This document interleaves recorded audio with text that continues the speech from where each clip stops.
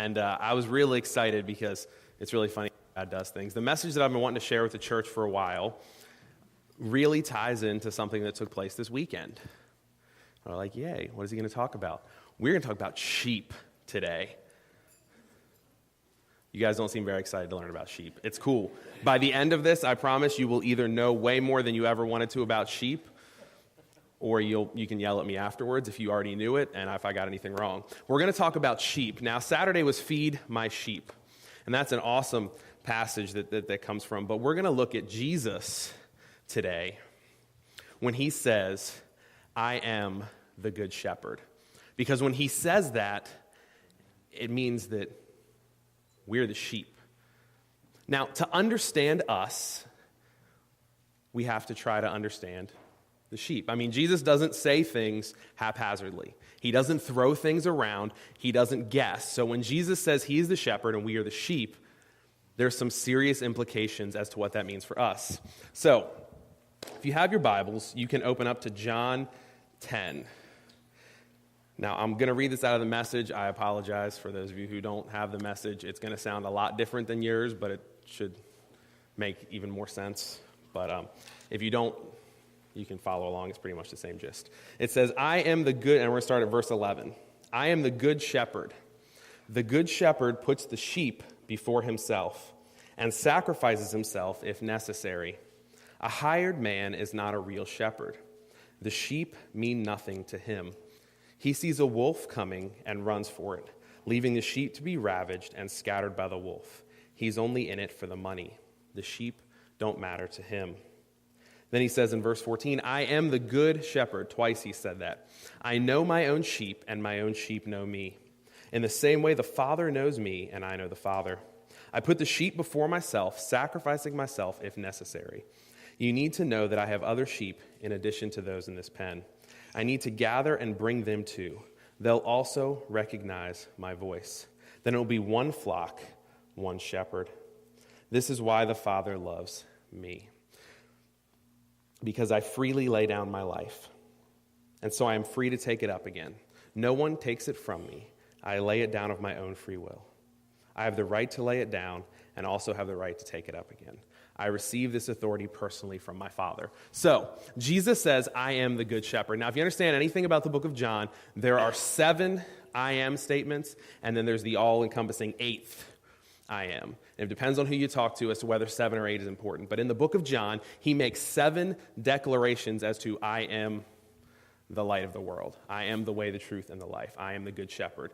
And then he says, I am, which is the all-encompassing I am that goes all the way back to Moses and the burning bush. Now, you have to understand, every time he says I am here, it's a big deal, okay? It's a very big deal. If you don't understand that, here's why. Every time he uses this phrase, I am, in the book of John, he is actually referring back to the I am, the great I am. And what that means is he could be stoned for heresy. According to the Hebrew and to the Jewish law, because Jesus was saying, I am, he's referring to himself as God.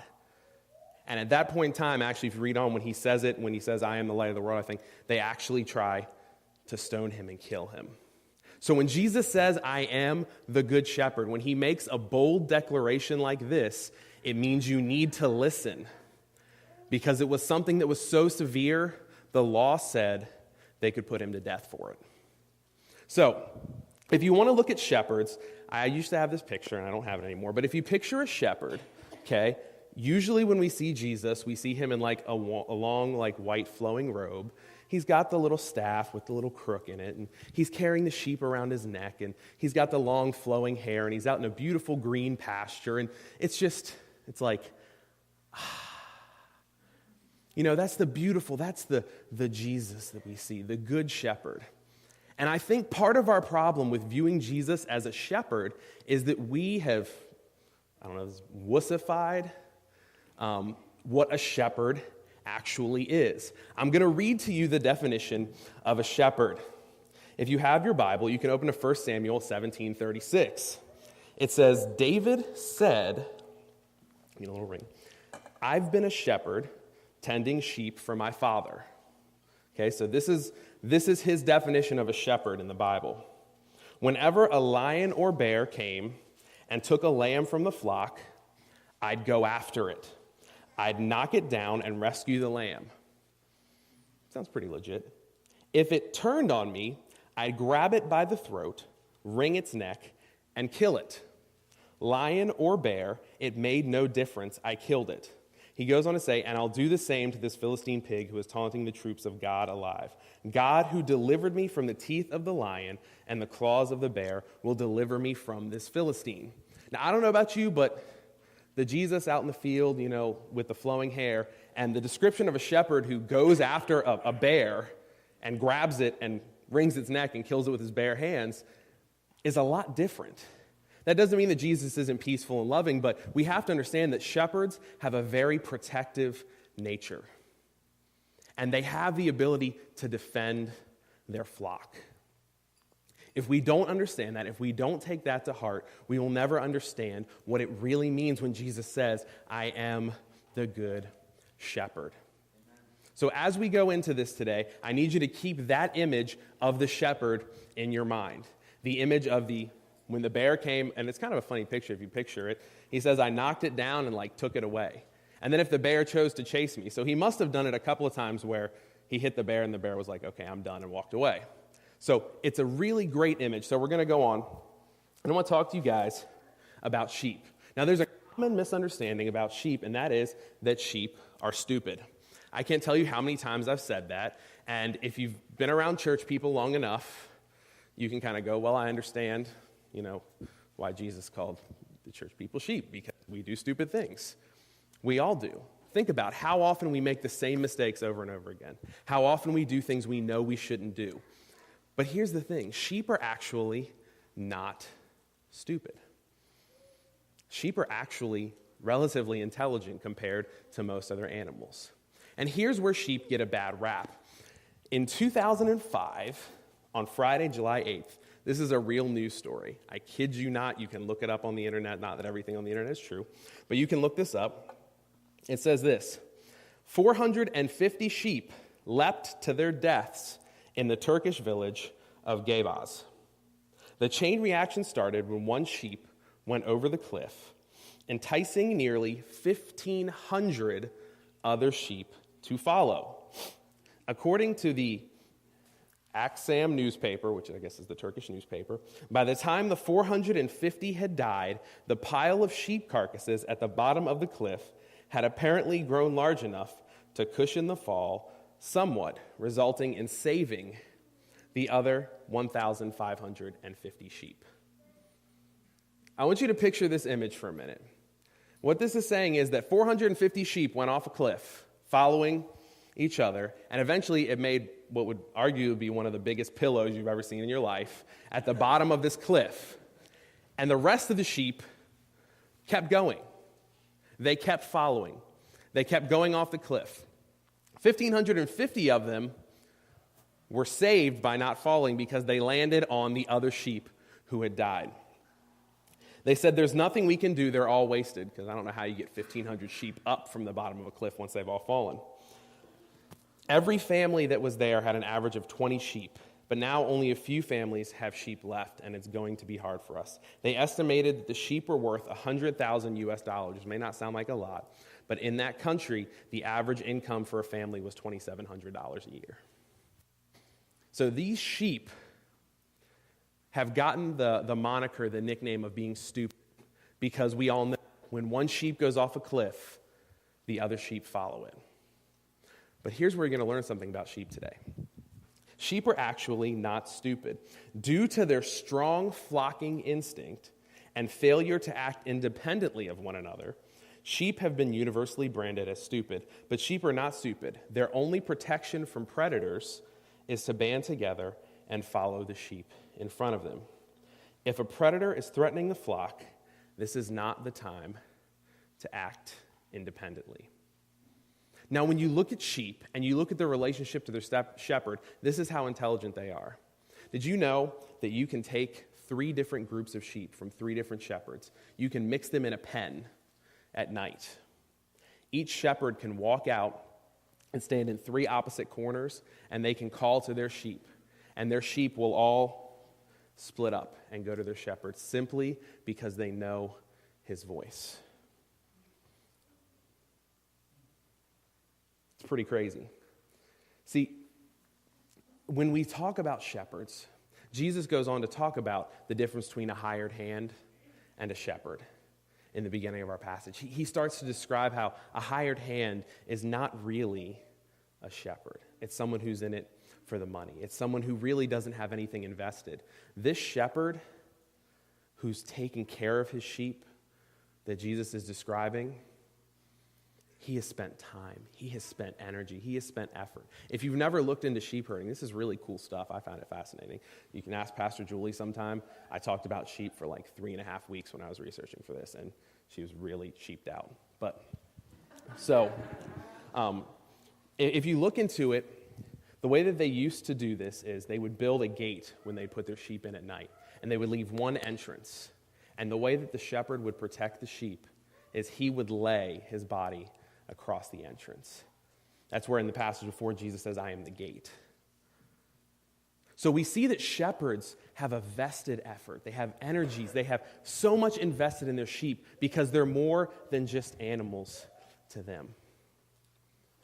They're their source of livelihood, but more than that, they're part of their family. They're something they love. So when we begin to look at this and how it applies to us, I want you all to remember we are sheep. And here's how we're like sheep. We go to work. We're with a herd. We go to school. You go home. We're going to holidays. And we're around different types of people. And all the time, we're influencing them. We're rubbing against them. We're causing change, either positive or negative, in their lives. And then Jesus tells us that he is our shepherd. We also know that every day of our lives, all the time, the enemy is prowling. That the enemy is around like a lion looking to steal, kill, and destroy. And you go to work, you go to school, you go wherever you go, and we get attacks. And we know what it's like. We know how we feel. We get depressed, we get nervous, we get anxious. And here's what happens. We remember the herd over here, and we know the voice of our shepherd. And what happens is, when the enemy attacks, when life gets tough, when things get hard, we tend to lose the voice of our shepherd and remember the voice of the herd. And what happens when we hear the voice of the herd is we begin to do things that we don't normally do. It's like if you look at sin in everyone's life, you don't wake up one day and decide, I'm going to be the world's worst sinner. It's a slow process. It slowly happens. It slowly happens when the herd begins to look more attractive than the shepherd. And we lose sight of Jesus. Now here's the thing, church. In the sheep groups, I don't know if you ever heard of this, there is a sheep called the bell sheep. Anyone ever heard of a bell sheep? It's the sheep that has a bell around its neck. I know, right? They were really good at making up names back then. The bell sheep was the sheep that was designed to lead all the other sheep. It was usually the older sheep. It was usually one that was meant to be a leader. I'm going to make a statement. You and I are meant to be the bell sheep. Amen.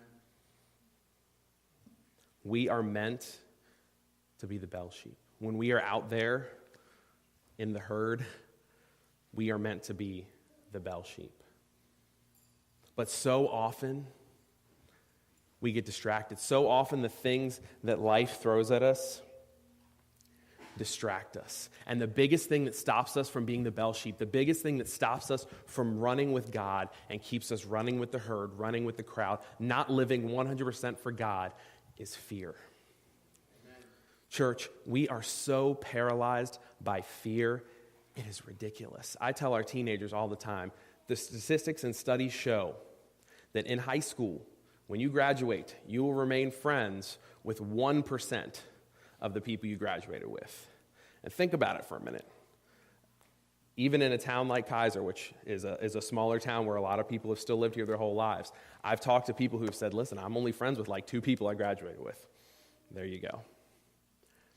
We do the same thing. We worry so much about our interactions with people. We worry so much about letting them see Christ in us that instead of being the bell sheep, instead of being the sheep that leads the way, we're just part of the crowd. I want to read to you what God says about fear. It says this: even though I walk through the valley of the shadow of death, I will fear no evil, for you are with me. Your rod and your staff, they comfort me. For I am the Lord your God, who takes hold of your right hand and says to you, do not fear, I will help you. Be strong and courageous. Do not be afraid or terrified because of them, for the Lord your God goes with you. He will never leave you or forsake you. For God did not give us a spirit of fearfulness, but of power and love and discipline. So we say with confidence, the Lord is my helper. I will not be afraid. What can man do to me? Church, I look around at our body. I look around at us as a group. And you know what? There are a lot of people out there who are lost and dying. Now, I would love to have every seat in here filled. But more importantly, I would love to have every person in here take up their role out there. See, too often we expect the Pastor Johns, the worship leaders, the youth pastors, the elders in the church to be the ones that bring Christ to people. And I tell my teenagers all the time, and it's so true, guys, they expect that from him. They expect him to love God. They expect him to live a life that shows that it knows the voice of the shepherd. What they need to see is that in us. Church, they need to see that we know the voice of our shepherd. See, what happens is fear turns into a lack of trust. That's the bottom line. When we're afraid of what's going on out there, when we're afraid of presenting the gospel, when we're afraid of living it, when we're afraid of giving things up because God has called us to, when we're afraid of stepping out of the box and doing something different, it really comes down to a lack of trust in God. I want you all to think for a minute back to our story. We've got the 450 sheep who made the sheep pillow for the rest of the sheep at the bottom of the cliff. What if sheep number 2 had heard the shepherd yell, "Stop, wait," and turned to the left or the right? That news story would have said, one sheep stupidly jumped off a cliff. What if the third sheep had turned to the right or to the left and had listened to the voice of the shepherd? What if the fourth? What if the fifth? What if the 100th? Listen, 1,950 sheep went off that cliff. Okay, 1,950. What if one of them had turned the other direction? Let's try this again. What if your friends and family, the people you go to work with, the people you see in Walmart, the people you encounter every day, are running towards a cliff? They're scared, they're afraid, they don't know the way. And you're running with them. Do you know the voice of the shepherd? Do you know the voice of the shepherd? I think to my life and when I was younger and when I would run with the crowd, and we all probably had those days. And I had some friends who were like 1 year older than me, and it was really cool, and they were cooler than me because they were older. And I remember I had gotten saved when I was 16, and so they used to josh me about it, make fun of me, and poke fun, and they would always try to get me to do these ridiculous things. that I would never do. Because my mama raised me better than that, is what I would say. And I remember feeling how easy it is to go with the flow. I remember feeling how easy it is to go with the rest of the herd. But church, God did not call you to go with the rest of the herd. God did not call you. Listen, if you are here and you are breathing, God has called you to do more than just sit around. God has called you to just more than finish out your life and die. If that's all you have to look forward to, I am so sorry, because God has something in store for every single person in this room. And what's more important, he has something in store for everyone out there. But church, if we don't live it, if we do not live like we know our shepherd, we are no different than the sheep that is leading the rest of the sheep over the cliff. Everything you do, the way we say, the way we act, either points people towards the shepherd or points them towards the flock. So I want to ask you a very important question. I asked it a couple minutes ago, but I'm going to ask it again. Do you know the voice of your shepherd? See, when you know the voice of your shepherd, fear may happen from time to time, but it gets discarded. Because here is what it says. Whenever a lion or a bear came, and I put down in my notes, and took, insert whatever you want to put there.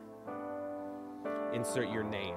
Insert a family member. Whenever a lion or a bear came and took my finances. Whenever a lion and a bear came and took my family. Whenever a lion and a bear came and took my kids, my job, my joy. This is what the shepherd did. He'd go after it. He'd knock it down and rescue them. If it turned on him, he'd grab it by the throat and wring its neck. I want you to listen here, because this is so important, church. God, who delivered me from the teeth of the lion and the claws of the bear, will deliver me from this Philistine. And you can insert whatever you want there. God, who delivered me from addictions. God, who delivered me from anger. God, who delivered me from sadness. God, who gave me salvation, will deliver me from whatever I'm facing. But church, if you do not listen to the voice of your shepherd, if you do not hear the voice of God, if you do not have an active role in your relationship with him, we're going to lead the sheep over the cliff.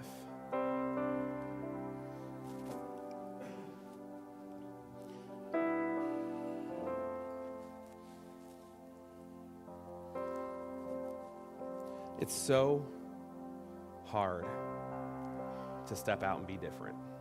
If you talk to anybody, it's so much easier to go with the flow.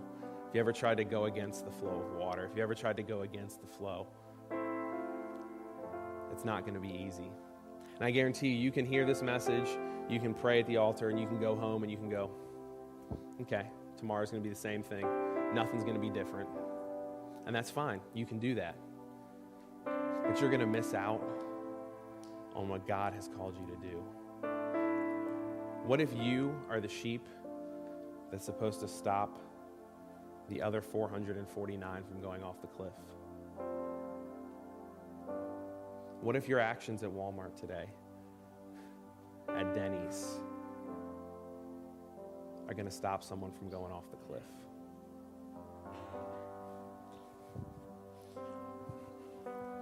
So, as Adam and the worship team play, I'm going to ask a twofold question. Maybe you're here and you go, Pastor Matt, I have no clue what you're talking about. I have never heard the shepherd. I've been running with the flock so long that I don't even know what it's like to step out and be different, to step into my relationship with Christ, to step into the waters of God. I don't know what that's like. If that's you, I'm going to encourage you to come to the altar and to find a spot and begin to say, Jesus, speak to me. Jesus, speak to me. Say, God, I want you in my life. I want to trust you. I want to be under your shepherdship. I want to be under you.